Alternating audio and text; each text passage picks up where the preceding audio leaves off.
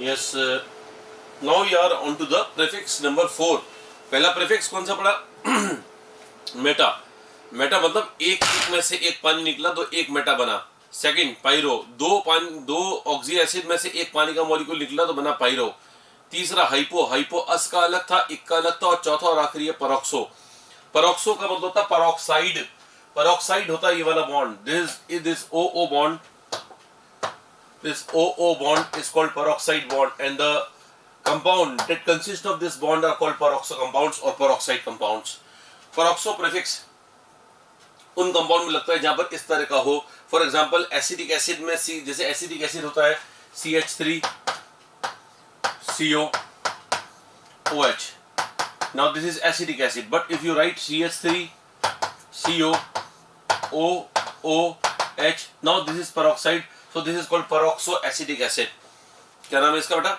peroxo acidic acid। इसी प्रकार से नाइट्रिक एसिड होता है HON double bond O and coordinate bond O। लेकिन अगर मैं HOON coordinate bond O double bond O बनाऊं तो इसको बोलेंगे peroxo नाइट्रिक एसिड। ध्यान रखें, इसका नाम है peroxo nitric acid. So this is nitric acid, this is peroxonitric acid, this is acidic acid, peroxoacidic acid। वैसे सल्फ्यूरिक एसिड का peroxo क्या होगा? peroxosulfuric acid। peroxosulfuric acid directly बना रहा हूं मैं। चलो पहले HOS डबल बॉन्ड O और H का पूछ लूं, इसको बोलते हैं सल्फ्यूरिक एसिड। तो peroxosulfuric एसिड क्या हुआ बेटा? HOSOOH और यहाँ पर डबल बॉन्ड O और यहाँ डबल बॉन्ड O वैसे ही रहेगा जैसा वो ऊपर था। तो ये एसिडिक एसिड है, ये पेरोक्सो एसिडिक एसिड। मेरे ख्याल से आप सब मेरी बात समझ रहे होंगे कि ये पेरोक्सो कंपाउंड्स क्या है। दो पेरोक्सी कंपाउंड मेरे को ऐसे हैं मालूम जो कि बहुत इंपॉर्टेंट है और बाइसेंट्रिक हैं। ये सारे मोनोसेंट्रिक हैं। इनमें एक कार्बन मतलब एक मेन सेंटर, इसमें एक मेन सेंटर, इसमें भी एक मेन सेंटर है। लेकिन अब मुझको मालूम है कि दो मेन सेंटर है, दो सल्फर और दो फॉस्फोरस वाले कंपाउंड, दो ऐसे कंपाउंड है जिनके लिए मैं टॉपिक करवा रहा हूँ। वो है एक तो पेरोक्सो डाइसल्फ्यूरिक एसिड और एक पेरोक्सो फॉस्फोरिक एसिड। जैसे कि इसका नाम है पेरोक्सो सल्फ्यूरिक एसिड क्योंकि इसमें दो सल्फर नहीं है। अगर दो सल्फर होते तो पेरोक्सो डाइसल्फ्यूरिक एसिड, दो फॉस्फोरस होते तो पेरोक्सो डाइफॉस्फोरिक एसिड, है ना। कैसे बनेगा वो समझिएगा बेटा। ये देखिए SOOS, यहाँ पर डबल बॉन्ड O की वैलेंसी 6 होती है। 6 को 2 2 1 5 और ये चौथा 6, सॉरी छठा 6 और यहाँ पर 2 2 4 पांचवा ये और छठा 6 ये करके ये देखो पेरोक्साइड आ गया। अब इसमें पेरोक्साइड है, इसमें एक सल्फर है, दो सल्फर है, दो सल्फर है, तो नाम क्या होगा? पेरोक्सो डाइसल्फ्यूरिक या मोनोसल्फ्यूरिक? डाइसल्फ्यूरिक। तो इसका नाम है पेरोक्सो डाइसल्फ्यूरिक एसिड। आप इस कंपाउंड को रिडॉक्स वाले टॉपिक में ही पढ़ोगे। रिडॉक्स वाले सर ये आपको पढ़ाएंगे कि ये है ना क्या होता है, मतलब इसका स्ट्रक्चर वगैरह बना के इसमें ऑक्सीडेशन स्टेट निकाला वो सिखाएंगे, तो देख लीजिएगा। अगर आपको पहले ही चाहिए कि नहीं सर आप तो पहले बताओ कि वो क्या रिडॉक्स में क्या बताने वाले हैं, तो सिंपल है। ये सल्फर ऊपर 2 इलेक्ट्रॉन दे रहा है क्योंकि डबल बॉन्ड वाले 2 इलेक्ट्रॉन ऑक्सीजन के पास जाएंगे बिकॉज ऑक्सीजन की EN ज्यादा होती है।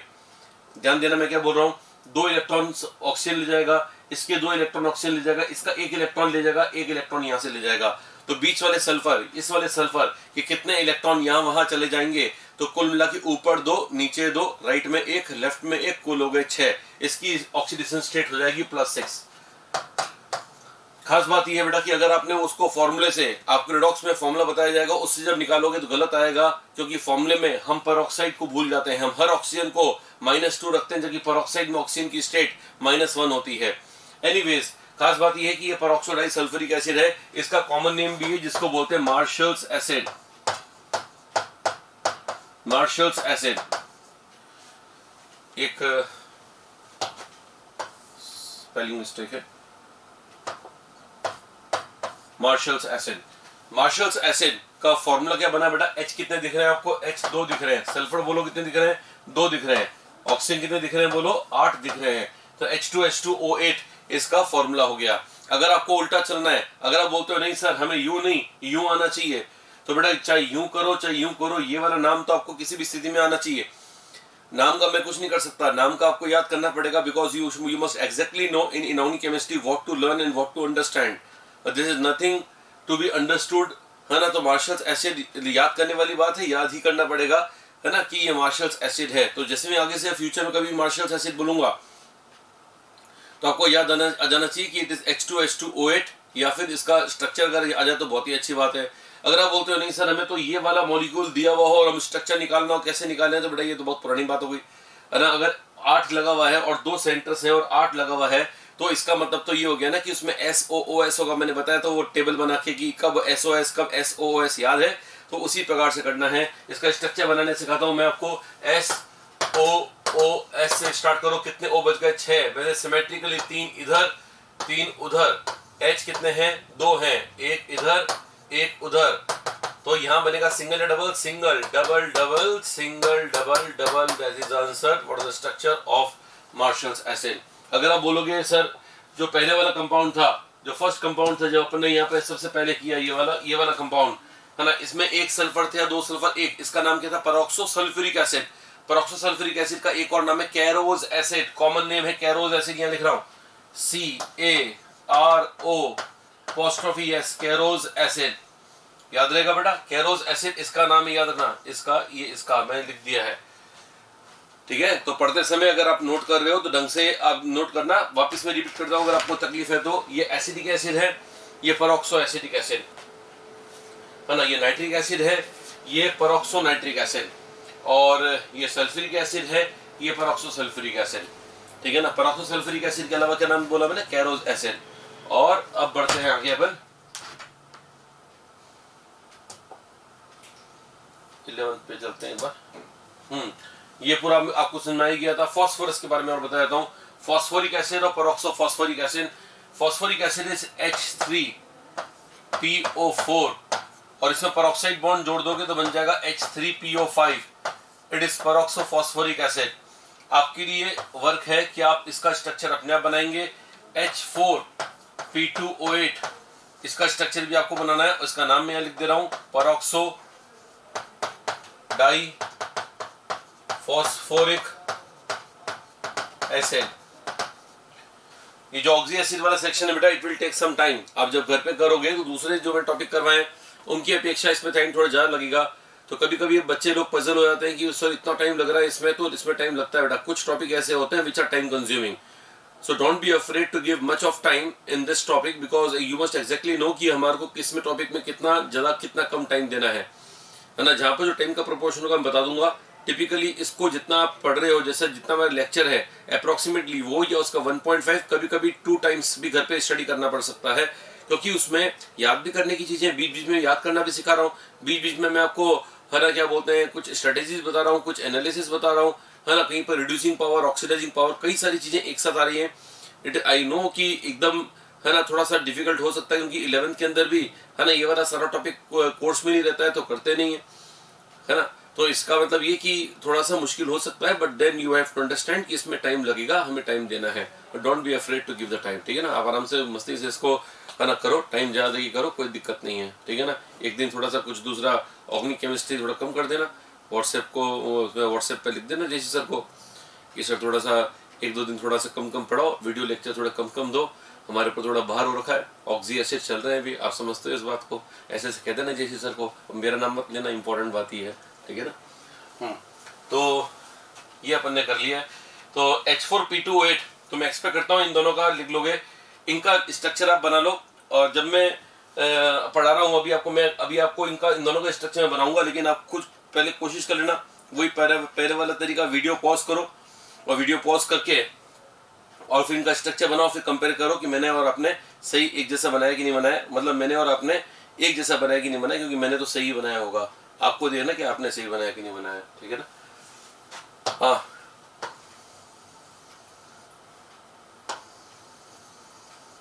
चलो, H3PO5 है, P double bond O, P double bond O, इधर OH, इधर OH, अगर मैं इधर भी OH कर दूं, इधर भी OH कर दूं, कर ही देता हूं, चलो OH, तो ये फॉस्फोरिक एसिड है। लेकिन अब मैं यहां पर कुछ और करने जा रहा हूँ और वह है पेरोक्साइड बॉन्ड करने जा रहा हूँ। तो ये पेरोक्सो फास्फोरिक एसिड है। कितने पेरोक्साइड लिंकेज हैं इसमें? तो कुछ लोग बोलते हैं 2, तो अब मेरा आंसर 1, क्योंकि ओ तो एक ही है ना, एक ओ है, 2 तो ओ है। ओ कितने हैं? एक ओ पेरोक्साइड लिंकेज ओ नहीं होता, ओ होता है। इसका मतलब हो गया कि इसमें एक ही पेरोक्साइड लिंकेज है, राइट। ये है peroxo phosphoric acid. Peroxo diphosphoric acid, I don't think you have any problem. फिर भी प्रॉब्लम है तो मैं जो बोल रहा हूँ वो सुन लो। POOP बॉन्ड, कौन सा? POOP। कितने ओ बच गए? 8 में से 2 ओ चले गए, ये 8 ध्यान रखना। मैं जानबूझ के ऐसे बनाता हूं ताकि कभी किसी को IAS वगैरह एग्जाम देना हो ना, तो जैसे जो मुझसे पढ़े हुए बच्चे होते हैं ना, वो आराम से समझ जाते हैं कि अच्छा ये लिखा है तो इसका मतलब क्या, सीक्रेट कोडेड लैंग्वेज को आराम से समझ लेते हैं। तो आपको कभी ऐसा नहीं लगना चाहिए कि सर पता नहीं कैसे लिखते हैं। तो ये अपनी चैलेंज समझो, एक अपॉर्चुनिटी समझो कि अगर हम ये समझ गए तो मैं दुनिया में सब कुछ समझ में आ जाएगा, ठीक है ना। राइटिंग की बात कर रहा हूँ, पढ़ा तो मैं अच्छा लेता हूँ, मेरे को मालूम है, ठीक है ना।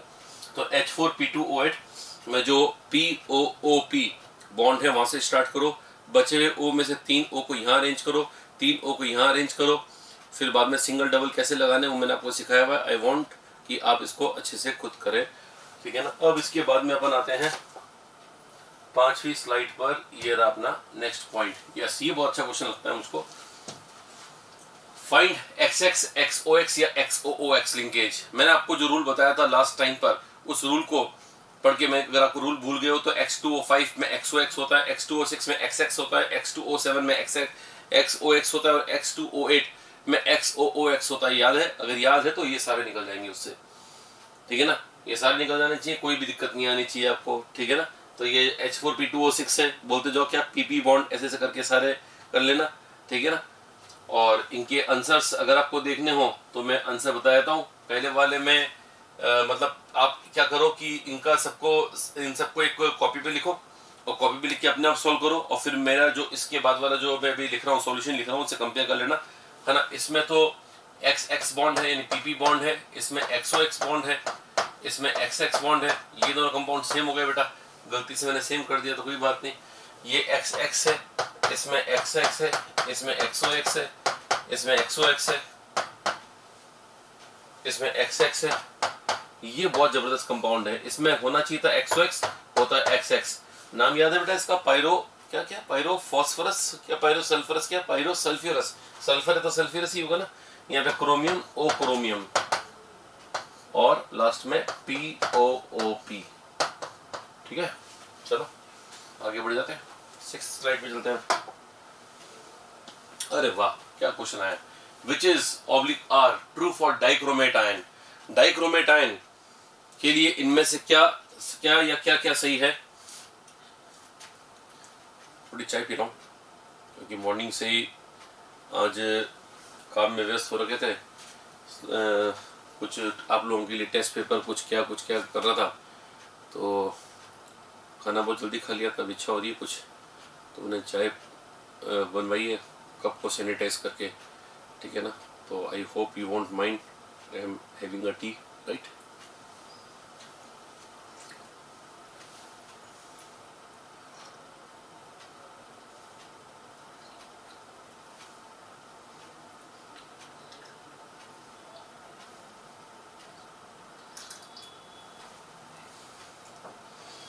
Thanks for your patience.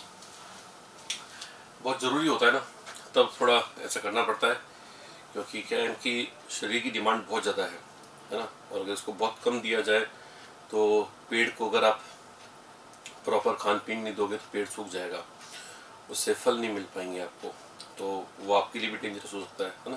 तो इसलिए थोड़ी मैंने पूरी नहीं पी है, थोड़ी छोड़ दी, कोई बात नहीं, है ना। आपको पढ़ाना ज़रूरी है। तो अपन देखते हैं यहाँ पर which is /R true for dichromate ion. Dichromate ion के लिए इनमें से क्या सही है। तो पहले तो आपको याद होना चाहिए डाइक्रोमेट आयन क्या होता है। डाइक्रोमेट आयन होता है बेटा ये वाला Cr2O7 2-, ये आयन है डाइक्रोमेट आयन। इस डाइक्रोमेट आयन में पहले तो आपको याद करना है कि डाइक्रोमेट आयन क्या है। तो Cr2O7-2 वो तो करना पड़ेगा आपको, उसमें मेरी कोई हेल्प नहीं रहेगी, मेरी हेल्प रहेगी इसका स्ट्रक्चर प्रेडिक्ट करने में। स्ट्रक्चर प्रेडिक्ट करूंगा मैं तो ये होगा CrOCr कितने O बनाओगे बेटा? 6 O बनाओगे, एक 3 इस तरफ और 3 उस तरफ। माइनस कितने हैं बेटा? 2 माइनस है, तो एक माइनस यहाँ लगा दे, एक माइनस यहाँ लगाओ, तो ये माइनस क्या बनाएगा? सिंगल, ये बनाएगा डबल, ये बनाएगा डबल, यहाँ सिंगल, यहाँ डबल और यहाँ डबल। ठीक है, अब ये वाला माइनस इसके साथ रेजोनेंस करेगा, वो माइनस वहां रेजोनेंस करेगा, तो कुल मिलाकर ये होगा कि इनका रेजोनेंस उनका रेजोनेंस सारे एक जैसे हो जाएंगे। इसका मतलब ये 6 की 6, ये 3। अब मैक्सिमम लोग क्या बोलते हैं, जैसे सबसे अच्छा क्वेश्चन जो मेरे को लगता है वो ये लगता है, ये क्वेश्चन IIT जी में भी आया हुआ है और आपके लिए एक्स्ट्रा इंपॉर्टेंट इसलिए बिकॉज NCERT में डी ब्लॉक में बना रखा है ये। तो भले डी ब्लॉक में आएगा, वो बाद में आता रहेगा, लेकिन हमारे को अगर पहले से ही वो एग्जाम्पल्स आते हैं जो कि आगे आने वाले हैं, तो आपके लिए बहुत ही अच्छा रहेगा। तो डाइक्रोमेटाइन के बारे में मैंने लिखा है 4 CRO bonds are identical. Maximum बार मैंने जब भी ये टेस्ट में क्वेश्चन दिया है तो बच्चों को एकदम सही ऑप्शन लगता है। कितना सही लिखा है सर ने, 4 CRO बॉन्ड, हम भी 4 गिन रहे हैं, 1 2 3 4। वो लोग जो कि स्ट्रक्चर सही बना रहे हैं उनकी बात कर रहा हूँ मैं, जो गलत बना रहे हैं स्ट्रक्चर, जिनको स्ट्रक्चर ही नहीं आते, वो तो आउट ऑफ कोर्स हो गए बच्चे। लेकिन जो लोग स्ट्रक्चर बना रहे हैं वो लोग भी गलती कर देते हैं, इसलिए बता रहा हूँ कि ये क्वेश्चन गलती करने वाला है, जिनमें गलती हो जाती है। तो ये 2 बॉन्ड और ये 2 बॉन्ड 4 है, लेकिन आंसर गया था IIT जी में 6 इसमें आइडेंटिकल क्रोमियम ऑक्सीजन बॉन्ड्स हैं, क्योंकि यहाँ भी रेजोनेंस होगा, वहां भी रेजोनेंस होगा, और रेजोनेंस से सारी बॉन्ड लेंथ्स बराबर हो जाएंगी। और there are how many identical bond lengths? 6 identical bond lengths. तो इसमें 6 आइडेंटिकल बॉन्ड लेंथ्स हैं, ये 3 भी सेम है, वो 3 भी सेम है, 3 और ये 3 आपस में सेम, तो 6 सेम हो गई। इस तरह से अपन कह सकते हैं कि ये ऑप्शन गलत है। CR लिंक प्रेजेंट, इसमें CR लिंक है या CROCR, तो CROCR, तो ये भी गलत हो गया। Green in aqueous medium, aqueous medium में कौन से रंग का होता है? तो ये ऑरेंज कलर का होता है। वैसे तो ये क्लास 11th में, क्लास 12th में हर जगह पर ही है, तो पढ़ा होगा कि डाइक्रोमेटाइन का रंग जो है ना एक्वस मीडियम में, है ना, ऑरेंज होता है। नहीं पढ़ा हो तो मैंने बता दिया है ना। क्रोमियम +3 का रंग ग्रीन होता है, लेकिन ये क्रोमियम +3 नहीं है ना। Chromium +3 aqueous is green, but this is not chromium +3, that's why ये ग्रीन कलर जो है मैंने गलत कर दिया है। मैं ग्रीन कलर वाले ऑप्शन भी जब भी दिए मैक्सिमम लोग टिक कर देते हैं सही, क्योंकि उनको याद है कि सर ने बताया था क्रोमियम हरे कलर का होता है। यस, मैं बताता हूँ कि क्रोमियम हरे कलर का होता है, लेकिन वो +3 वाला बताता हूँ, ये नहीं बताऊंगा मैं। ऑक्सीडाइजिंग आयन, बताओ इसमें ऑक्सीजन की संख्या खूब सारी है बेटा। ये नाम ध्यान रखना बेटा कि ये नाइट्रेट आयन, डाइक्रोमेटाइन, परमैंगनेटाइन। नाइट्रेट आयन होता है ये NO3- आयन, है ना। परमैंगनेटाइन MnO4- आयन। ये वाला आयन क्या बोलते हैं, Cr2O7- आयन। ये सारे के सारे जितने इनमें ऑक्सीजन भरी हुई है, PbO2 भी एक कंपाउंड है। ये सारे जो कंपाउंड्स हैं जिनमें ऑक्सीजन काफी सारी है और साथ में ऑक्सीजन देने की क्षमता भी रखते हैं, नॉट डेट कि इनमें ऑक्सीजन है काफी, इनमें काफी है, लेकिन ज्यादा इंपॉर्टेंट है इनमें ऑक्सीजन देने की क्षमता भी काफी है, and that is why they are called oxidising agents. These are all very very strong oxidising anions. 3 of them are anions and last is neutral compound, but the similarity between these compounds is that all of them can work as very very potential oxidizing agents. Fine. Now the 7th one. Yes, catenated acids of sulfur. Now, so see what we have been doing until now is acids, oxy acids. Oxy acid पहले अपन ने 1 centre वाले किए, फिर 2 centre वाले किए, अब अपन 1 centre 2 centre सब कुछ कर चुके हैं। अब सल्फर के एक आधा ऑक्सी एसिड जो है ना, वो ऐसे हैं जो कि खूब सारे सल्फर की 4 सल्फर की चेन से 6 की चेन से ऐसे बन जाते हैं।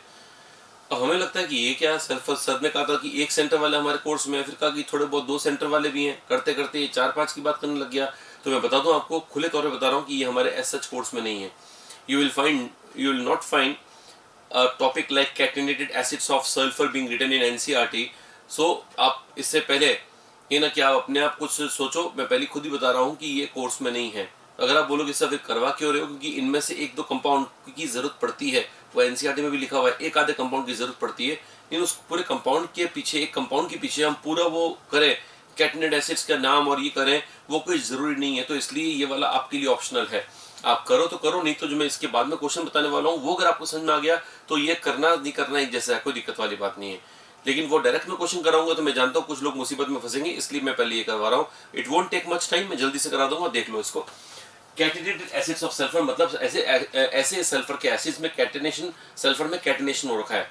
कैटेनेशन के मामले में सल्फर बहुत आगे है बेटा। दुनिया में 4 कैटेनेशन जिनमें होता है। कैटेनेशन अगर आपको मालूम नहीं है या भूल चुके हो तो कैटेनेशन वो है जिनमें सेल्फ लिंकिंग प्रॉपर्टी हो। कार्बन की सेल्फ लिंकिंग प्रॉपर्टी सबसे ज्यादा होती है, उसके बाद में होती है सल्फर की, उसके बाद में होती है फास्फोरस की, और लास्ट होती है सिलिकॉन की। ये चारों के चारों एलिमेंट जो है सेल्फ लिंकर्स हैं, है ना। इनमें सेल्फ लिंकिंग प्रॉपर्टी बहुत जबरदस्त है। Carbon carbon bond is very strong and that's why it is strongest catenation followed by sulphur, phosphorus and silicon. हो सकता है क्वेश्चन एग्जाम में यही आ जाए कि दुनिया के 4 सबसे बढ़िया कैटनेशन शो करने वाले एलिमेंट्स क्या है और उनका ऑर्डर क्या है, कैटनेशन प्रॉपर्टी शो करने का ऑर्डर क्या है। तो आंसर ध्यान रखना, कार्बन सबसे ज्यादा, फिर सल्फर, फिर फॉस्फोरस, फिर सिलिकॉन। तो अभी यहाँ पर सल्फर है, तो सल्फर दुनिया में सेकंड नंबर पर है। सेकंड नंबर को नेग्लेक्ट नहीं कर सकते हैं, तो इसलिए इसमें सल्फर के कुछ एसिड्स हैं जो कि क्या बोलते हैं, कैटनेशन से बनते हैं, और वो ये हैं पॉलीथियोनस एंड पॉलीथियोनिक। पॉली मतलब एक से ज्यादा, थियो मतलब सल्फर, अस मतलब लो स्टेट वाले। लो स्टेट वाले कब होंगे, जब ऑक्सीजन कम होगा। यहाँ पर ऑक्सीजन 4 है, वहां पर ऑक्सीजन 6 है। इसका पहला मेंबर बना रहा हूं, पहला मेंबर बना दोगे दूसरा मेंबर अपने आप आ जाएगा। आपको स्टार्ट करना है पहले मेंबर से, और पहले मेंबर में सल्फर 2 है। जितने भी सल्फर उनको सल्फर सल्फर, क्योंकि मैंने कैटनेशन वर्ड यूज किया है। जब मैंने कैटनेशन वर्ड यूज किया तो सल्फर सल्फर मस्ट है, इसमें सल्फर सल्फर होना चाहिए। इसमें कभी भी SOS कभी नहीं होगा, हो ही नहीं सकता। क्या लिख दिया मैंने, हाँ, सल्फर ओ सल्फर नहीं हो सकता, ठीक है ना, SS ही होगा, ये ध्यान रखें। तो यहाँ पर SS बना के O कितने बनाने बेटा, 4। तो यहाँ पर 2 O बना दो, उधर भी 2 O बना दो बेटा। H कितने बनाने, 2। तो यहाँ पर एक H लिख दो, यहाँ पर एक सिंगल डबल हो गया, फिनिश, ही हो गया डाइथियोनस एसिड। अगर आपको बोलोगे सर ट्राइथियोनस एसिड, तो इसके आगे वाला कंपाउंड जो है वो है ट्राइथियोनस, चौथा वाला टेट्राथियोनस, ऐसे से आगे हैं। तो अगर ट्राइथियोनस होगा तो कैसे होगा, आप खुद सोचो। मैं बस इतना स्टार्टिंग कर रहा हूँ, SSS, है ना, 3 S, मतलब यूज जो कि यहाँ से काट के, बॉन्ड काट के, है ना, इनको हटाओ, बीच में एक सल्फर पैक करो, वापस जोड़ दो। यानी अगले वाले मेंबर में सल्फर कितने होने चाहिए, 3। ऑक्सीजन कितने, ऑक्सीजन उतने ही 4, और हाइड्रोजन भी 2। हाइड्रोजन ऑक्सीजन फिक्स है, क्योंकि अगर मैं इसका स्ट्रक्चर पूरा बनाऊंगा तो यहाँ डबल बॉन्ड O बनाऊंगा, यहाँ डबल बॉन्ड O, यहाँ पर OH, वहां पर डबल बॉन्ड O, और यहाँ पर OH। बस ये हो गया ट्राइथियोनस एसिड। फिर टेट्राथियोनस भी ऐसे, आप देख रहे हो कि डाइथियोनस ट्राइथियोनस में काफी सिमिलरिटी है, सिर्फ बीच में एक सल्फर, है ना, ज्यादा हो गया तो ये ट्राइथियोनस हो गया। वैसे डाइथियोनिक क्या होगा बेटा, डाइथियोनिक होगा ये सल्फर सल्फर, और O कितने हैं, 6, 1 2 3 और 4 5 6, और H है 2, 1 और ये 2, और ये single single double double double double, ये आंसर आ गया, है ना। अब है एक क्वेश्चन का समय, जिसमें पूरी ईमानदारी के साथ क्वेश्चन करना है। वापस वही तरीका अपना कि क्वेश्चन आप करो अपने आप, लेकिन अगर नहीं होता है तो मेरा जो वीडियो है उसको देख लीजिएगा। Yes, which is oblique are true for tetrathionic acid. Tetrathionic acid में इनमें से क्या, या फिर क्या क्या सही है, 4 SS लिंक, ये वो खूब सारे पॉइंट दे रखे हैं। पहली बात कि आपको टेट्राथियोनिक एसिड बनाना आ रहा है, तो आपका आंसर होना चाहिए कि यस, टेट्राथियोनिक एसिड में आ रहा है। टेट्राथियोनिक एसिड पॉलीथियोनस है, पॉलीथियोनिक, पॉलीथियोनिक का फॉर्मूला क्या लिखा था बेटा, H2SNO6, ये था पॉलीथियोनिक। पॉलीथियोनस में 4 था, अभी N की वैल्यू यहाँ पर टेट्रा है, तो N की वैल्यू क्या हो गई बेटा, 4। तो इसका मतलब ये हो गया H2S4O6। आ जाओ, बताओ, सल्फर 4 है, 1 2 3 4 एक लाइन में लिखे। ऑक्सीजन 6 में से 3 यहाँ लगा दो, 3 वहां लगा दो, बीच में मत लगा देना, गलत हो जाएगा। यहाँ पर H2 है, एक H सिंगल, एक H single, single single, double double से, और यह डबल डबल। हो गया काम तमाम पूरा। इस कंपाउंड का नाम कर दिया अपन ने H2S4O6। H2S4O6 का स्ट्रक्चर बना चुके हैं, और 4 SS लिंक। देखो 4 SS लिंक है कि नहीं बेटा, तो आपको एकदम सही लगेगा, एकदम सही है, लेकिन गलत है। इसमें 3 SS लिंक है, 1 2 3, 4 तो सल्फर है, लेकिन SS लिंक 3 है। तो ये वो चीज है जो कि आते हुए भी गलत कर देते हैं लोग, तो गलत है। All sulphur sp3। तो ये सल्फर कितने सिग्मा बना रहा है, ये सल्फर के सिग्मा गिनते हैं, 1 sigma 2 sigma 3 sigma 4 sigma, lone pair है नहीं, 1 sigma 2 sigma 3 sigma 4 sigma, lone pair है नहीं, इस पे 2 सिग्मा और 2 लोन पेयर। अगर आप बोलोगे सर आपको लोन पेयर कैसे याद है, 2 है, तो आपको भी आने चाहिए, याद करने वाली बात है ही नहीं। सल्फर के वैलेंस इलेक्ट्रॉन 6 होते हैं, 6 में से 2 काम आ गए तो बचे 4, का मतलब 2 lone pair, 2 sigma 2 lone pair. इसके पास भी 2 सिग्मा 2 लोन पेयर, सबका हाइब्रिडेशन sp3 आ रहा है। शायद आपको ये बात समझ में आ गई होगी, तो इसका मतलब ये है कि ये बिल्कुल सही है। Oxidation state of sulphur is 5 2.5 2.5 0। अब बताओ सल्फर ऊपर कितने इलेक्ट्रॉन दे रहा है, 2, नीचे दे रहा है 2, राइट में दे रहा है 1, लेफ्ट में दे रहा है 0। बिकॉज सल्फर को इलेक्ट्रॉन क्यों देगा, जिनकी इलेक्ट्रोनेगेटिव सेम होती है उनके बीच के बॉन्ड के कारण ऑक्सीडेशन स्टेट नहीं आती है बेटा। सल्फर बॉन्ड की ऑक्सीडेशन स्टेट नहीं आएगी, तो इस बॉन्ड की ऑक्सीडेशन स्टेट 0 है, वहां उस बॉन्ड की, डबल बॉन्ड की 2 है, यहाँ पे नीचे देगा 2 तो +2 हो गई, यहाँ पर इसके कारण +1 हो गई। सल्फर ऊपर के ऑक्सीजन कारण +2, नीचे के ऑक्सीजन कारण +2, राइट के कारण +1, लेफ्ट के कारण 0, कुल कितना हुआ, है ना, तो आंसर हो गया 5। तो इसकी ऑक्सीडेशन स्टेट आ गई 5। इस सल्फर की दोनों तरफ सल्फर है तो 0, इस सल्फर की दोनों तरफ सल्फर है 0, इसकी भी उसकी तरह ही +5 आ जाएगी। तो अपना आंसर है 5 0 0 5। तो इसका मतलब टेट्राथियोनिक एसिड में सल्फर की ऑक्सीडेशन स्टेट कितनी है 5005। एग्जाम में आ गया, बताओ इनका एवरेज कितना निकालोगे, तो एवरेज आ गया 5 + 0 + 0 + 5/4। बिकॉज अगर आपको 4 नंबर का एवरेज पूछा है तो उन चारों नंबर को जोड़ के डिवाइड बाय 4 करोगे तभी तो एवरेज आएगा ना बेटा। तो ये एवरेज आ गया 2.5, एग्जैक्ट आ गया 5005। यहाँ 5005 ने पता नहीं क्या क्या लिख दिया, 5 2.5 2.5, आधे एवरेज है आधे एग्जैक्ट है, पता नहीं क्या लिख दिया है। तो गलत बनाने तक कुछ भी कर दिया तो ये अपने को ज्यादा नहीं सोचना है, गलत बोल देना है इसको। 2 types of SO bond length. SO bond length 2 तरह की है। एसओ एक तो ये वाला बॉन्ड है और एक ये वाला बॉन्ड है, ये डबल है और ये सिंगल है। ये डबल इसके सेम है, ये सिंगल और डबल अलग अलग है, लेकिन ये वाले सारे वहां के सेम मॉलिक्यूल सिमेट्रिकल है। तो यहाँ वाली और यहाँ वाली सिमिलर है, तो इसको हटा दो। इसमें 2 टाइप की बॉन्ड लेंथ आ रही है, एक टाइप की तो ये दोनों और एक टाइप का ये है। तो कुल मिलाकर हम ये बोलेंगे कि इसमें 2 टाइप की बॉन्ड लेंथ है, एक तो double bond sulphur double bond हो और सल्फर सिंगल बॉन्ड हो। तो ये बोल रहा है 2 तरह की बॉन्ड लेंथ और एकदम सही बोल रहा है, तो हम ये बोलेंगे कि ये सही है, कोई दिक्कत नहीं है। तो कुल मिलाकर ये 2 ऑप्शन हमारे इसमें सही हो गए हैं। अच्छे देख लेना, इसको वापस देख लेना, अगर आपको समझ में नहीं आ रहा तो रिपीट करके देख लेना इसको। चलो अभी तक क्या पोर्शन कंप्लीट हुआ, ऑक्सी एसिड्स, मतलब अपन चल रहे हैं हाई मोलिकुलर वेट में। हाई मोलिकुलर वेट में चल रहे हैं, पहला किया था सिलिकेट एंड सिलिकॉन, फिर किया अपन ने electron deficient compound including diborane, BeCl2, AlCl3 etcetera. और अब अपन उसके भी आगे बढ़ गए हैं, ऑक्सी एसिड्स कर लिए हैं, ऑक्सी एनाइंस करवाने जा रहा हूँ।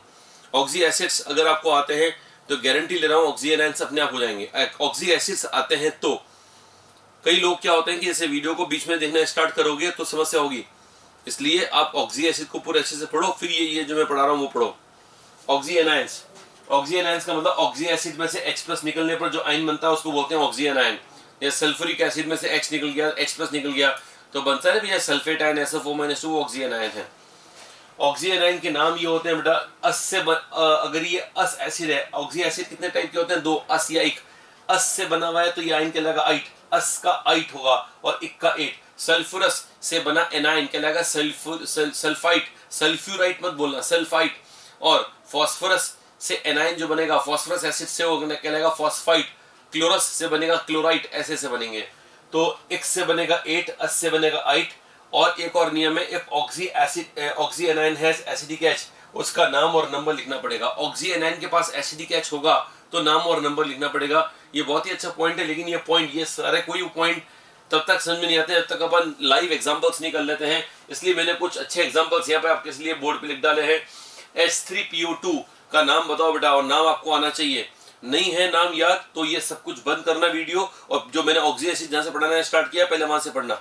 मैं सीरियसली कह रहा हूँ, क्योंकि है ना, आपको जब तक ये नहीं मालूम होगा कि हमें क्या क्या पहले आना चाहिए, क्या अच्छे से आना चाहिए, आप आगे नहीं बढ़ पाओगे और बढ़ने का मतलब नहीं होगा। तो H3PO2 is hypophosphorous acid. Ram से ही बोला मैंने, हाइपोफॉस्फोरस।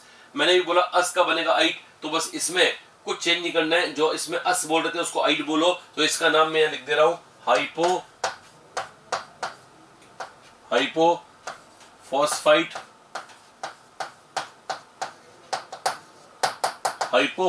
आयन। हाइपोफॉस्फाइट आयन है ये। मैंने कहा था अगर ऑक्सी एनाइन में एसिडिक एच है तो उसका नाम और नंबर लिखते हैं। अब इन्वेस्टिगेट करते हैं इसको, बताओ H3PO2 में कितने एसिडिक एच होते हैं।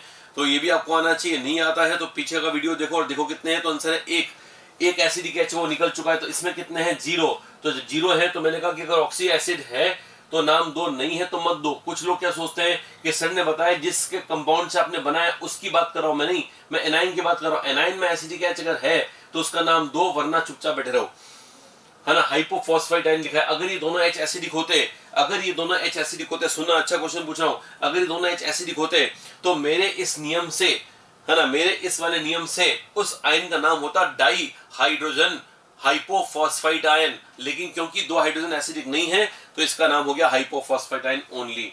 H3PO3 का नाम क्या होता है बेटा? तो आंसर है, इसका नाम होता है फॉस्फोरस एसिड। फॉस्फोरस एसिड से H में से एक H गया तो बना अस से बना आई, तो ये फॉस्फाइट आयन है। लेकिन ये फॉस्फाइट आयन तब होता है जब इसमें H एसिडिक H नहीं है। लेकिन एसिडिक H इसमें होते हैं 2 और एक निकल गया तो इसमें एक है, तो इसको बोलेंगे हाइड्रोजन फॉस्फाइट आयन। लिख दे रहा हूं हाइड्रोजन फॉस्फाइट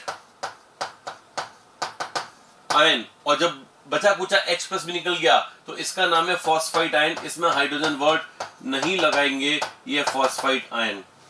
सिमिलरली इन तीनों के नाम अब अपने आप लिख लीजिएगा, इसका नाम है फॉस्फोरिक एसिड और इसमें 3 एसिडिक एच है, इसमें 2 एसिडिक एच है, तो ये डाई हाइड्रोजन नाम देना पड़ेगा, और एक है तो एक से बनेगा 8, तो ये हो गया फॉस्फेट, पूरा नाम है डाई हाइड्रोजन फॉस्फेट, ये मोनो हाइड्रोजन फॉस्फेट और ये ओनली फॉस्फेट। रिपीट कर रहा हूं, di hydrogen phosphate, mono hydrogen phosphate and only phosphate ion. बहुत बढ़िया।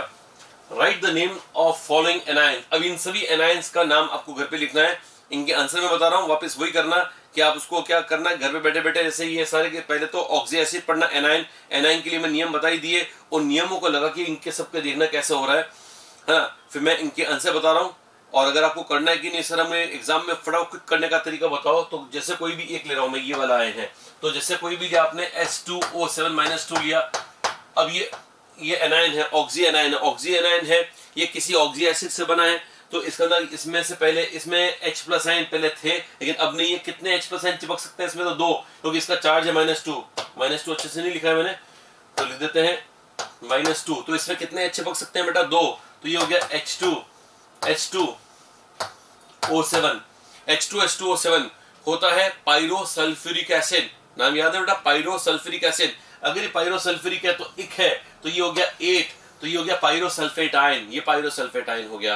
मेरे ख्याल से समझ आ रहा होगा। उसी प्रकार से देखो सबका देखना आंसर मैं बोल रहा हूँ, देखो फर्स्ट का आंसर है सल्फेट आयन, सेकंड का आंसर है नाइट्रेट आयन, थर्ड का आंसर है हाइड्रोजन सल्फेट आयन, फोर्थ का आंसर है पायरोसल्फेट आयन, पांचवें का आंसर है हाइपोफॉस्फाइट आयन, छठवें का आंसर है डाई हाइड्रोजन फॉस्फेट आयन, सातवें का आंसर है फॉस्फेट आयन, आठवें का आंसर है पायरोफॉस्फेट आयन, नब्बे का आंसर है टेट्राथायोनेट आयन, 10वें का आंसर है मेटाबोरेट आयन, 11वें का आंसर है क्लोराइट आयन, 12वें का आंसर है मेटाफॉस्फेट आयन और 13वें का आंसर है परक्लोरेट आयन।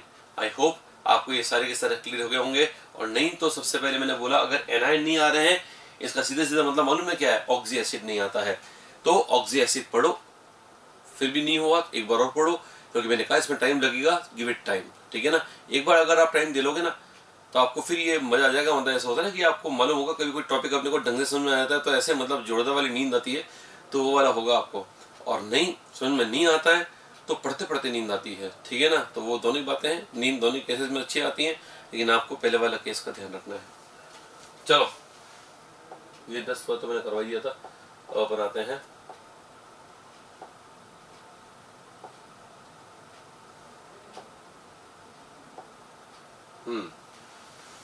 अपने हाई मोलिकुलर वेट कंपाउंड अभी तक 3 तक हो गए, ठीक है ना, 3rd तक हो गए हाई मोलिकुलर वेट टिल 3।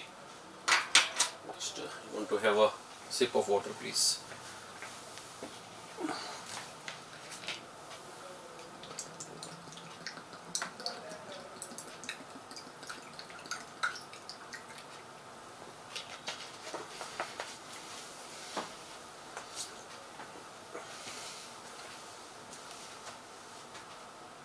ठीक है,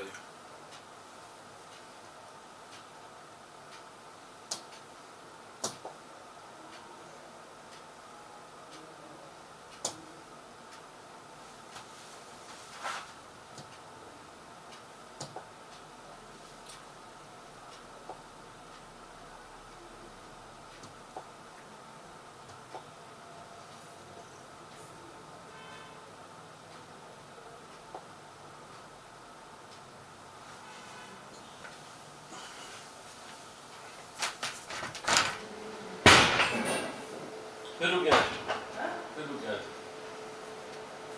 रुक गया आज, बंद करो, बंद करो।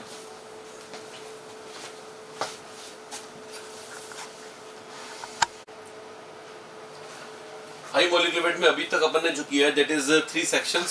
Section 1 is silicate silicon, section 2 electron deficient and section 3 oxy acid oxy anide। everything is finished now we can move on to the next point, cyclic structures। Inorganic में साइक्लिक कंपाउंड 6-7 हैं आपके टोटल कोर्स में।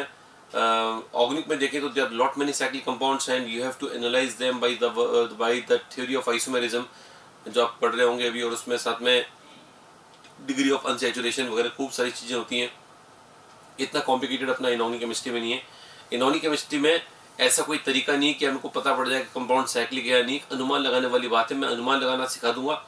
लेकिन अगर अनुमान लगाना आपको नहीं भी आता है और आपको पहले से ही मालूम है कि हाँ ये 4-5 कंपाउंड इंपॉर्टेंट सर ने बताया कि ये साइक्लिक कंपाउंड है, इनको अच्छे से पढ़ लो, उतना सफिशिएंट है। इनऑर्गेनिक में इस तरह से करना है जिस तरह से जो जहाँ पर एनालिसिस इंपॉर्टेंट है वहाँ पर एनालिसिस, और जहाँ पर डायरेक्टली उसको याद करना है वहाँ पर डायरेक्टली। तो आप भले ही साइक्लिक कंपाउंड्स का एनालिसिस करो, मैं मना नहीं करूँगा, लेकिन ये कंपाउंड आपको ऐसे याद रखने की, जैसे मैं बोलूँ बोरेक्स, तो आपको याद आ जाना चाहिए कि सर ने कहा था बोरेक्स साइक्लिक होता है, ऐसे कुछ धीरे धीरे आपको समझ में आ जाएगा। वैसे मैं आपको एक जनरल थ्योरी बताता हूँ। कोई साइक्लिक कंपाउंड है इनऑर्गेनिक में AXBY, तो अगर AXBY लिखा हुआ है और A आपको दिया हुआ, कोई इनको एलिमेंट दिया हुआ है, इसमें यहाँ तो A और B ऐसे ही लिखा है, वेरिएबल के फॉर्म में आपको कोई ना कोई दे रखा होगा। तो जो A और B दे रखे हैं पहले वो देखो कि वो कैसा एलिमेंट है, मोनोवेलेंट या पॉलीवेलेंट। अगर दोनों पॉलीवेलेंट है तो वो दिमाग में बात कर लो कि ये साइक्लिक हो सकता है। साइक्लिक होने की एक और शर्त है कि इन दोनों का जोड़ A और B का नंबर्स दोनों मिला के 6 आना चाहिए या 6 से बड़ा आना चाहिए, कुछ तो हो, ताकि member in the ring stable बने। 6 मेंबर इन द रिंग होता है तो स्टेबल होता है। तो अगर x और y का जोड़ 6 होगा या ज़्यादा होगा तो स्टेबल रहेगा, साइक्लिक स्टेबल रहेगी। अगर x + y 3 है, 4 है, मतलब वो रिंग बनने में काफ़ी मुसीबत आएगी और मोस्टली उसका कंपाउंड साइक्लिक नहीं होगा। A and B are polyvalent, ये मैंने कुछ और लिख दिया है, आई विल राइट। सही, यहाँ पर ये रब नहीं होगा बेटा, because it is fix as a image, right. तो आई विल राइट हियर। तो ये पैरामैग्नेटिक नहीं है, ध्यान रखना। अपने नोट्स में क्या लिखोगे, पैरामैग्नेटिक नहीं है, ये है पॉलीवेलेंट।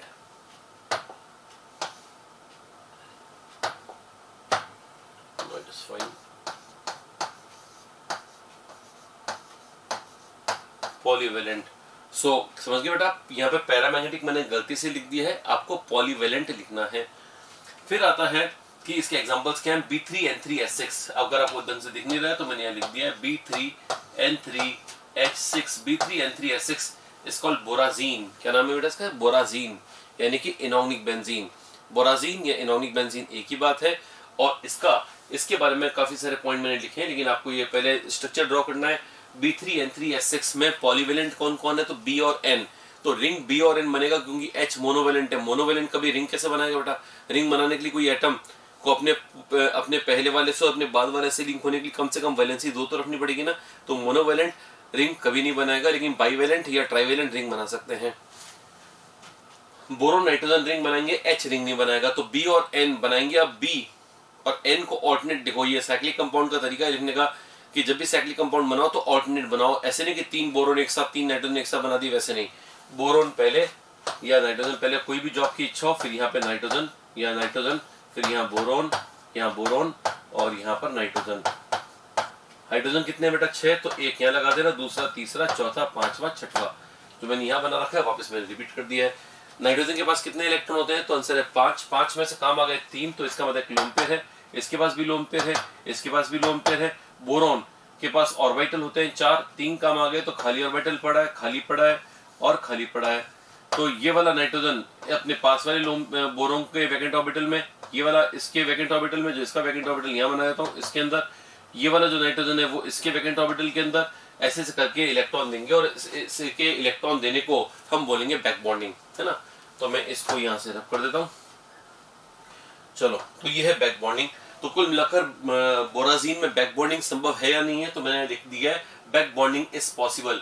ठीक है ना, ये नहीं दिख रहा है और ढंग से देख लो इसको, ये मैंने लिखा है बैक बॉन्डिंग इज पॉसिबल। चलो, लिखना अलाउ कर दिया उन्होंने, तो back bonding is possible, fine.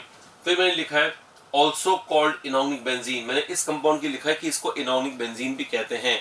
तो B3N3H6 का एक और नाम है इनऑर्गेनिक बेंजीन, क्योंकि बेंजीन का स्ट्रक्चर भी ऐसे ही होता है। इनऑर्गेनिक बेंजीन का भी यही है। Iso electronic and iso structural with benzene, ये बेंजीन के साथ आइसो स्ट्रक्चरल है। बेंजीन जो होती है ऑर्गेनिक बेंजीन, वो प्लेनर होती है, ये भी प्लेनर है। और उसमें इलेक्ट्रॉन्स की संख्या जितनी होती है उतनी इसमें, अगर आप बोलोगे इनसे गिन के बताओ, तो कार्बन में बेंजीन में होते हैं 6 और एक कार्बन के पास होते हैं टोटल 6 इलेक्ट्रॉन। यूँ तो वैलेंस 4 होते हैं, टोटल 6 होते हैं। मैं टोटल गिनूंगा तो बेंजीन के पास टोटल कार्बन के हुए 6 और 6 के 36 इलेक्ट्रॉन हुए, और 6 हाइड्रोजन के इलेक्ट्रॉन तो 42। इसके पास बोरोन के पास है एटॉमिक नंबर कितना है बोरोन का, 5। तो 3, 5 3 बोरोन है तो 3 इंटू 5 हो गए 15, और नाइट्रोजन हो गए 3 इंटू 7 21, 21 और 15 36, और हाइड्रोजन है 6, तो उसकी भी 6 गिन लोगे तो 42 हो जाएंगे। तो 42, दोनों के 42 इलेक्ट्रॉन है, मतलब दोनों आइसो इलेक्ट्रॉनिक है। तो ये प्रूव हो गया कि ये वाला पॉइंट सही है, iso electronic and iso structural with benzene. इसके अलावा एक दो पॉइंट और बनते हैं कि ये क्या बोलते हैं, बोराजीन जो है वो कितने क्या बोलते हैं मोनोक्लोरो कितने डाइक्लोरो बनाएगा। उसके लिए मैंने एक क्वेश्चन फ्रेम किया हुआ है, देखते हैं कहाँ क्वेश्चन है वो।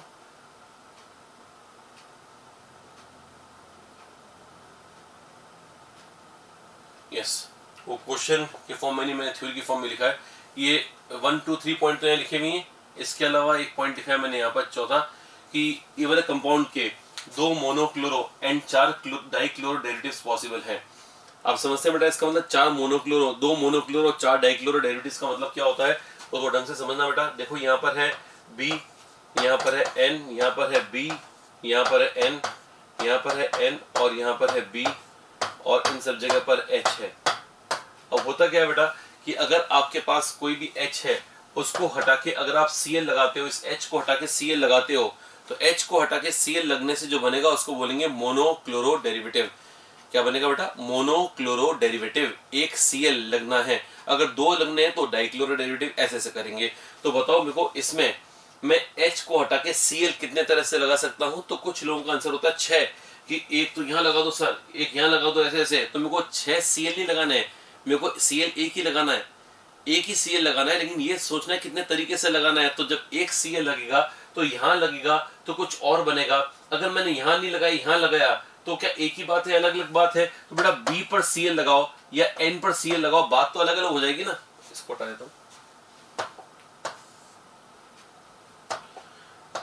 चलो, B पर Cl लगाओ या N पर Cl लगाओ, बात अलग अलग होगी। लेकिन अगर मैं इस B पर लगाऊं या इस B पर लगाऊं, तब तो बात एक ही है। तो बताओ, सारे B एक जैसे हैं और सारे N एक जैसे हैं, तो हमारे पास कितने तरीके होंगे H को हटा के Cl लगाने के। तो आपको शायद समझ में आ गया होगा 2। तो इसका आंसर है इसके मोनोक्लोरो डेरिवेटिव्स की संख्या होगी 2। अगर आप बोलोगे सर उन 2 का स्ट्रक्चर क्या होगा, तो स्ट्रक्चर आप अपने बनाना। इस H को हटा के Cl लगाना, अगली बार इस H को हटा के Cl लगाना, अगली बार जब इस H को हटाओ तो उसको मत हटा देना। दोनों H को हटा दोगे तो 2 डाइक्लोरो हो जाएगा। मुझको डाइक्लोरो नहीं चाहिए, मुझको मोनोक्लोरो चाहिए। अब आता है डाइक्लोरो की बारी। अगर इसमें मेरे को 2 क्लोरीन लगाना है, तो 2 क्लोरीन में ऐसे लगा सकता हूँ। या तो इन 2 क्लोरीन लगाऊंगा मैं, 1,2 बोलते हैं इसको, है ना। 1,2 का नाम होता है ऑर्थो। बेंजीन वगैरह के अंदर 1,2 को बोलते हैं ऑर्थो, पास वाले को बोलते हैं ऑर्थो। तो ये 1,2 हो गया यानी ऑर्थो। क्या ये 1,2 हो सकता है? तो बताओ, ये वाला 1,2, ये वाला 1,2 और ये वाला 1,2 सेम या डिफरेंट है? तो ये इस 1,2 का नाम है BN, इसका नाम है, ये भी BN है, ये भी BN है। सारे 1,2 एक जैसे हैं, सारे ऑर्थो एक जैसे हैं। तो इसलिए ऑर्थो का आंसर होगा 1। बताओ ये किसकी बात चल रही है, मोनोक्लोरो की या डाइक्लोरो की? तो मैं 2 पर Cl, इस H दोनों को हटा के Cl लगाऊंगा तो डाइक्लोरो बनेगा। डाइक्लोरो पहला तरीका होगा ऑर्थो। ऑर्थो के कितने टाइप्स होंगे? तो एक ही होगा, क्योंकि सारे ऑर्थो एक जैसे हैं। अब आती है मेटा। मेटा का मतलब होता है 1,3, है ना। ऑर्थो का मतलब होता है 1,2। यहाँ लिख रहा हूं मैं 1,2, अगर आपको याद ना रहे तो इसको बोलते हैं 1,2। इसको हटाओ, 1,2। मेटा को बोलते हैं 1,3, 1,3। अब मेटा 1,3, इसका मतलब क्या अपने को, एक तो यहाँ और एक यहाँ, इसको 1 मान ले तो इसको 3, इसको 1 मान ले तो इसको 3, इसको 1 मान ले तो इसको 3। तो बताओ 1,3 कौन है? ये देखो, एक 1,3 है, ये दोनों, है ना। ये कहलाएगा मेटा। ये मेटा पे कौन? B और B है बेटा। क्या इसका 1,3 यहां से देखेंगे तो भी B और B आ रहा है, इसका यहां से देखेंगे तो भी, तो इसके अंदर सारे 1,3 एक जैसे हैं, है ना। लेकिन अगर मैं इसको 1 मानता तो ये 3 आता, और इसको 1 यू मानता तो यहाँ पर ये 3 आता, इसको 1 तो ये 3। तो 1,3 2 तरह से हो सकते हैं, या तो BB या NN। इसका मतलब ये हो गया कि मेटा जो होगा वो 2 तरह का होगा, या तो BB मेटा या NN मेटा। अगर आप बोलोगे सर बनाए कैसे, तो एक बार क्या करो, यहाँ से यहाँ पे Cl लगाओ और यहाँ पे Cl, बाकी सब जगह H होने चाहिए। यहाँ पर H, यहाँ H, यहाँ H, यहाँ H, यहाँ Cl और यहाँ Cl। अगली बार N पर Cl और इस N पर Cl, बाकी सब जगह H। शायद आपको बात समझ में आ गई होगी। ये होंगे 2 आंसर अपने। फिर आप लिखा हुआ है on protonation attack of H+ occurs at nitrogen. इसका मतलब ये कि इस मॉलिक्यूल में अगर H+ का अटैक करवाया तो नाइट्रोजन पर होगा या बोरोन पर होगा। मतलब H+ कहां अटैक करता है? जहां उसको इलेक्ट्रॉन मिले या वैकेंट ऑर्बिटल मिले। तो आंसर है इलेक्ट्रॉन। इलेक्ट्रॉन का मिलेंगे N पर मिलेंगे या B पर मिलेंगे? तो आंसर है N पर। बी पर तो वैकेंट ऑर्बिटल मिलेगा, तो H प्लस का अटैक कहाँ होगा बेटा, N पर होगा। मैंने लिखा है यहाँ पर N पर, तो ये वाला पॉइंट भी सही है, कोई दिक्कत नहीं है। तो इस तरह के पॉइंट इंपॉर्टेंट हो गए। अगर अपन देखेंगे कि इनॉनिक बेंजीन, अगर आप बोलोगे सर ये हमारे कोर्स में है क्या बेटा, तो इनॉनिक बेंजीन ऐसा जिसका स्ट्रक्चर वगैरह हमारे कोर्स में नहीं है, बस इसके बारे में एनसीईआरटी में सिर्फ इतनी बात लिखी हुई है। कोशिश करना मैं लास्ट में बता रहा हूँ, तो ऐसा लग रहा होगा कि मैंने सबसे ज्यादा इंपॉर्टेंट बातें तो बता दी, अब लेस इंपॉर्टेंट वाली बात लास्ट में फेंक के जा रहा हूँ, वो नहीं, ये लास्ट में बता रहा हूँ वही हमारे कोर्स में है। अब मेरे को करवाने स्ट्रक्चर है, तो मैं आपको स्ट्रक्चर का आइडिया दिमाग में बिठाना चाहता हूँ, इसलिए मैंने सारे पॉइंट बताए। But then the most important point that I want you to know is that borazine is prepared by the action of diborane with ammonia at high temperature, है ना। ये रिएक्शन है, diborane is B2S6, ammonia twice ammonia, high temperature बहुत important शब्द है, क्योंकि अगर high temperature नहीं लिखा हुआ है तो रिएक्शन होगी लेकिन कुछ और बनेगा। कुछ और क्या बनेगा ये तब मैं बताऊंगा जब मैं रिएक्शंस करवा रहा हूँ। अभी मैं रिएक्शंस पार्ट नहीं करवा रहा हूँ, तो अभी मेरा मेन वो नहीं है काम की ये बताऊं। तो अभी अमोनिया है, ये अमोनिया है, हाँ चलो ये अमोनिया है, ट्वाइस अमोनिया लिए, ट्वाइस अमोनिया याद रखना, हाई टेम्परेचर याद रखना है, डाइबोरिन याद रखना है, तो यहाँ बन जाएगा B3N3H6N3, B3N3H6 लिख देना, प्लस साथ में हाइड्रोजन गैस बनती है इसमें।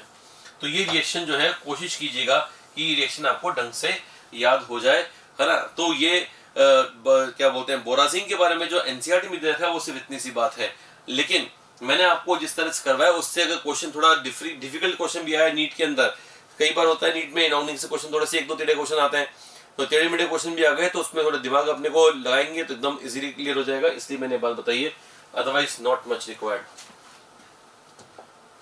This is the second number of cyclic structure. Second number cyclic structure is borax. पहला कौन सा था, बोराजीन। बोराजीन के बारे में सारी बातें समझ में आ गई हैं।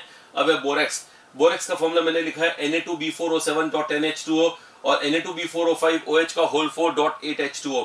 अगर आप बोलोगे सर हम प्रेडिक्ट कैसे करेंगे, साइक्लिक है, बेटा साइक्लिक होना इससे प्रेडिक्ट होगा, इसलिए मेरे को ज्यादा अच्छा लगता है वो ये वाला फॉर्मूला लगता है, ये वाला जो फॉर्मूला है, ये वाला फॉर्मूला सेकंड वाला फॉर्मूला वो मेरे को ज्यादा अच्छा लगता है। इस वाले फॉर्मूले से तुरंत पता लग जाता है कि ये साइक्लिक होगा।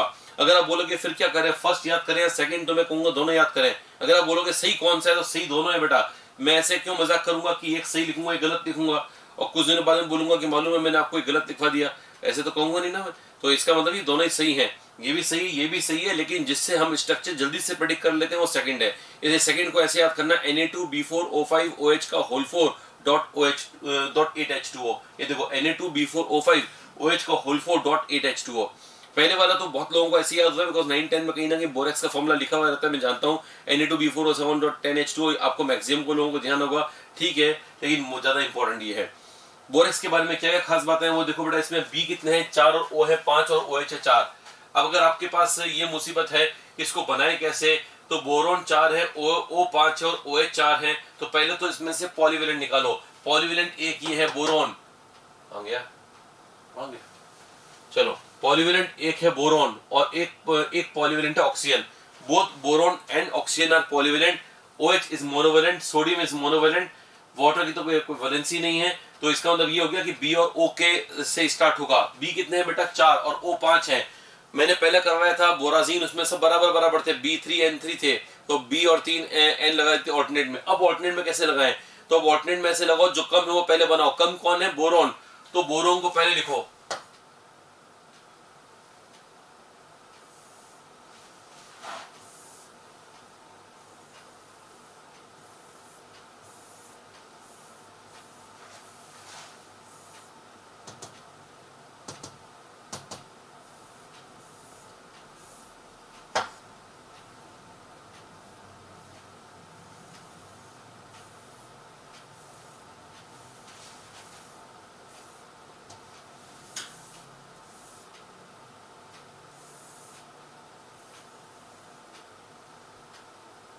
चलो ठीक है, हाँ तो मैंने कहा था B4O5OH का होल 4.8H2 में से बोरोन को पहले लिखो, तो बोरोन को पहले लिखना है 4 बोरोन लिखना है, यहाँ पर थोड़े दूर दूर लिखना है सोशल डिस्टेंसिंग करते हुए, ठीक है ना।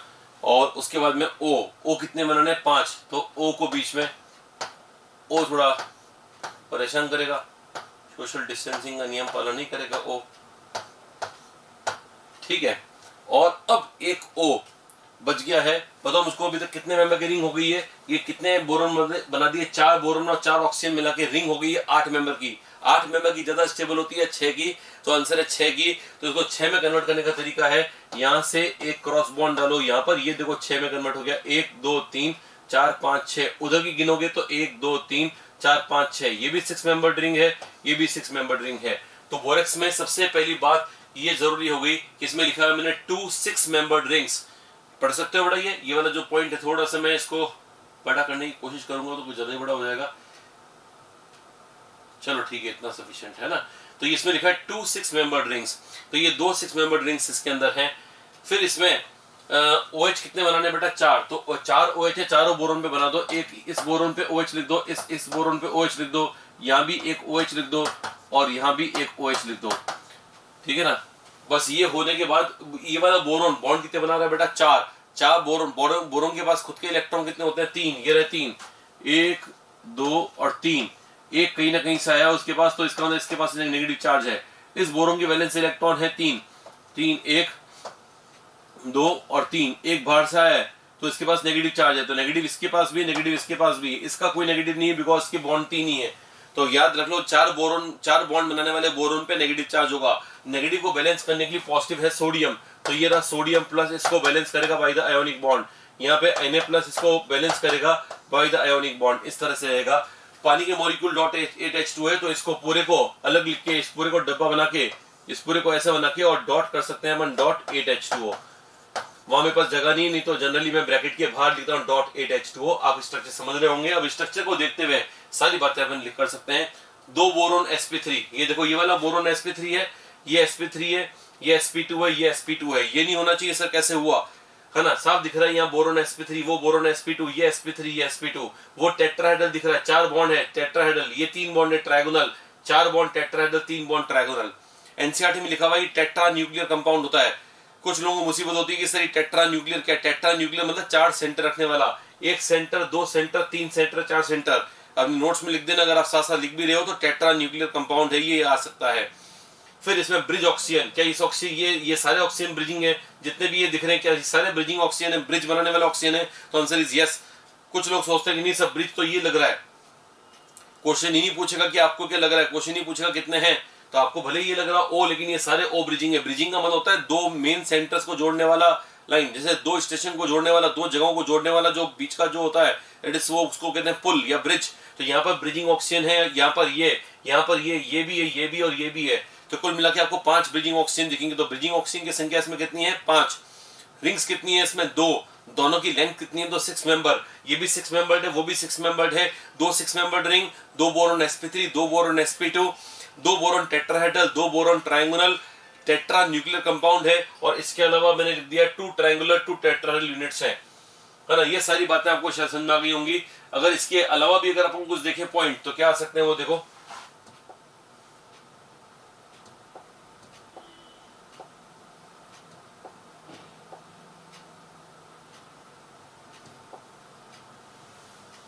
चलो, अगर बोरेक्स के अंदर इसके अलावा अपने को पूछे कि चलो ये जो पॉइंट बता दिए वो तो ठीक है आपने, इसके अलावा क्या आ सकते हैं, तो ये आ सकता है aqueous solution of borax is alkaline.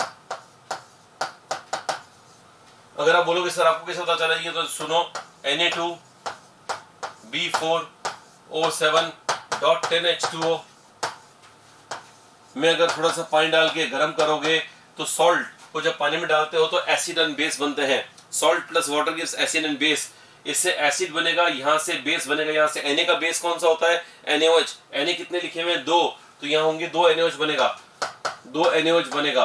Boron कितने हैं बेटा, 4, तो बोरिक एसिड बनेंगे 4 H3BO3 बनेंगे।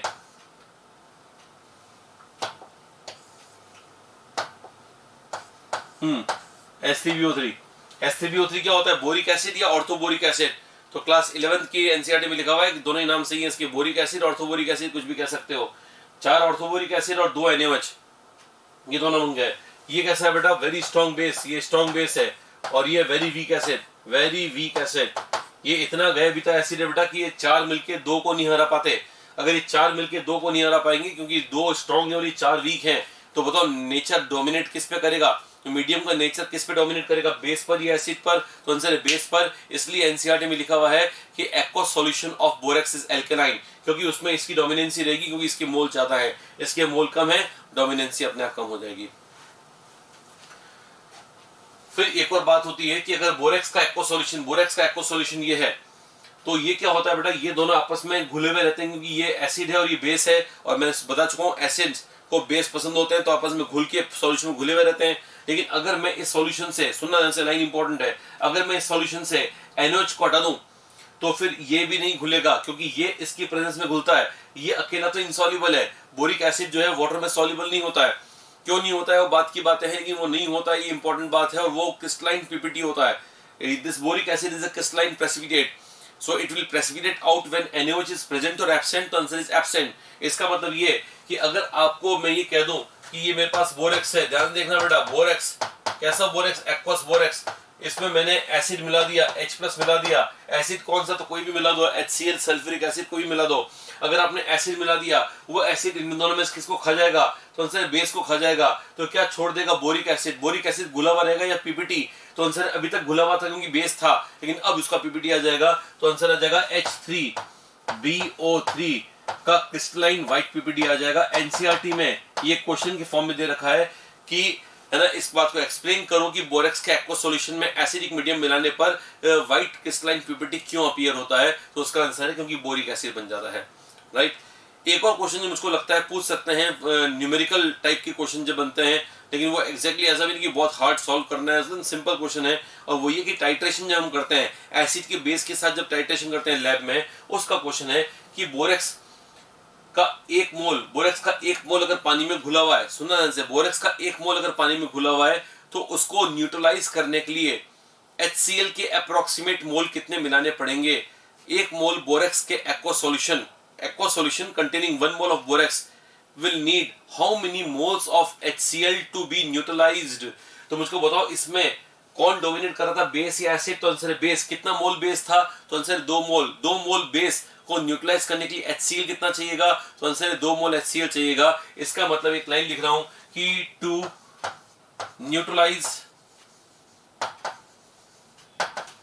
Solution having 2 moles of borax, 1 mole of borax,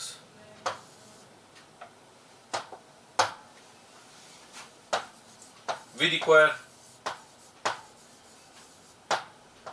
2 moles of HCl।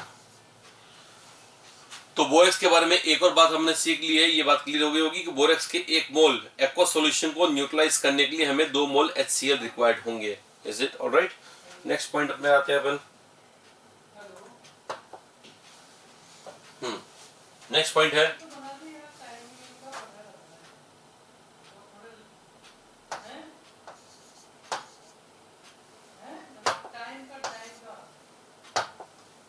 Borax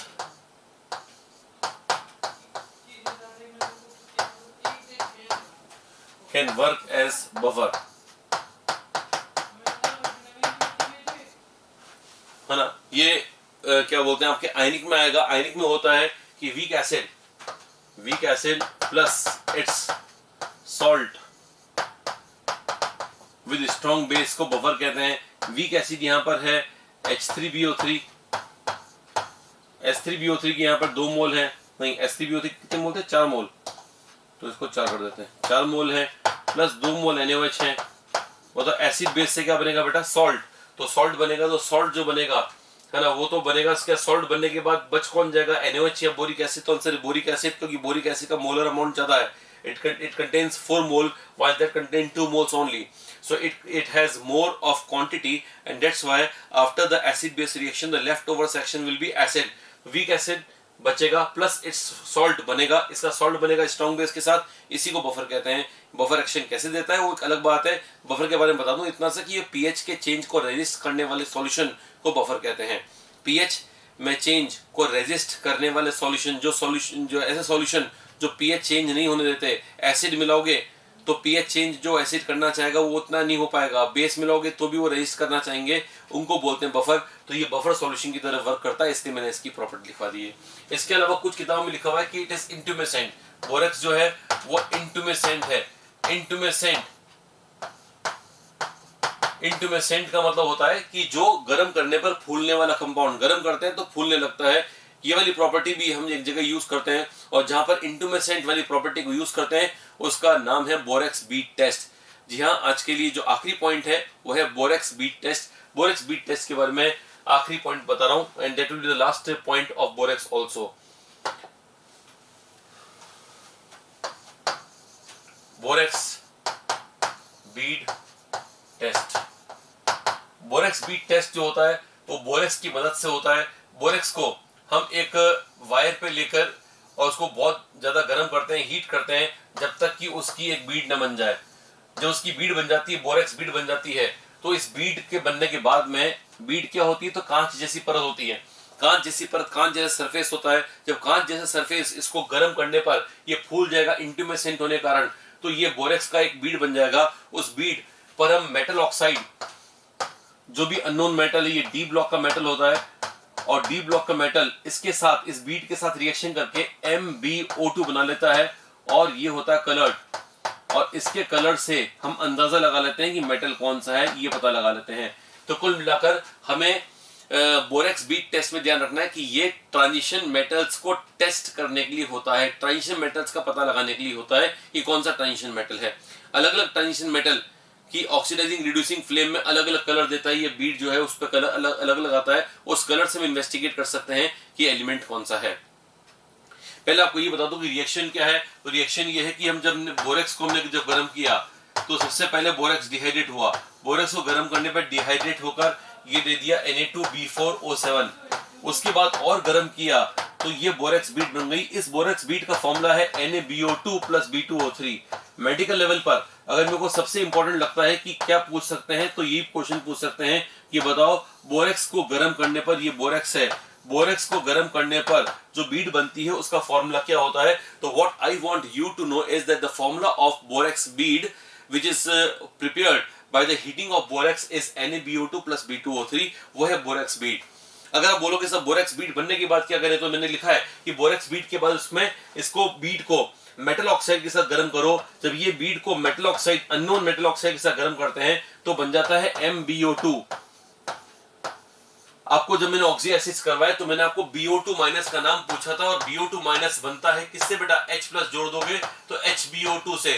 क्या आपको याद है HbO2 क्या था? तो ये था मेटाबोरिक एसिड। मेटाबोरिक एसिड मैंने शॉर्ट में MBA लिख दिया है, अब याद रखना मेटाबोरिक एसिड है ये। बताओ मेटाबोरिक एसिड अगर बना है, मेटाबोरिक एसिड अगर बना है तो मैंने कहा कलर्ड होता है ये, तो इसका कुछ ना कुछ स्पेसिफिक कलर होता है। कॉपर के केस में ब्लू, कोबाल्ट के केस में ब्लू होता है, ऐसे ही क्रोमियम के केस में ग्रीन, ऐसे अलग अलग कलर्स देता है। तो उस मेटल पर डिपेंड करेगा, जो मेटल यहाँ पर है उसके पर डिपेंड करेगा कलर क्या है। और हमें पहले से मालूम होता है, स्टैंडर्ड क्या बोलते हैं, बातों को पढ़कर हमें पता लगता रहता है कि अगर ये कलर आएगा तो हम समझ जाएंगे ये मेटल है। तो लैब में हम जब करा रहे होते हैं तो उसका पर्टिकुलर फ्लेम में कौन सा कलर आ रहा है उससे पता लग जाता है कि मेटल अननोन कौन सा है। This is about the borax bead test. तो बोरेक्स बीट टेस्ट में क्वेश्चन क्या याद रखोगे कि मैं जो एग्जाम में पूछ सकता हूँ वो ये कि बताओ बोरेक्स बीट का फॉर्मूला क्या है, तो बोल देना NaBO2 + B2O3। दूसरा मैं पूछूंगा कि बेटा बोरेक्स बीट में आखिर में जो कलर्ड कंपाउंड बनता है बोरेक्स बीट पर वो क्या होता है, मेटल का ऑक्साइड, मेटल का नाइट्रेट, मेटल का फॉस्फेट, मेटल का मेटाबोरेट। तो आंसर है मेटल का मेटाबोरेट। ये मेटल का मेटाबोरेट कहलाता है। और इसके अलावा जो क्वेश्चन बन सकता है वो ये कि हाँ बस वो बोरेक्स बीट में, बोरेक्स बीट जो है उसमें क्या है, कोई रिडॉक्स रिएक्शन है क्या, तो पूरी रिएक्शन देखोगे बेटा यहाँ पे कोई रिडॉक्स चेंज नहीं हुआ है। तो there is no redox change involved in the borax bead test. Borax bead test में सिंपल डिकम्पोजिशन है। बोरेक्स को हमने गर्म किया, पहले डिहाइड्रेट हुआ, फिर डिकम्पोज हुआ, और डिकम्पोज होके डी ब्लॉक के ऑक्साइड के साथ में उसने एक पर्टिकुलर कलर दिया जिससे हमने डी ब्लॉक एलिमेंट को पहचान लिया। राइट, इसके बाद में नेक्स्ट स्टार्ट करेंगे। आ जाओ सर।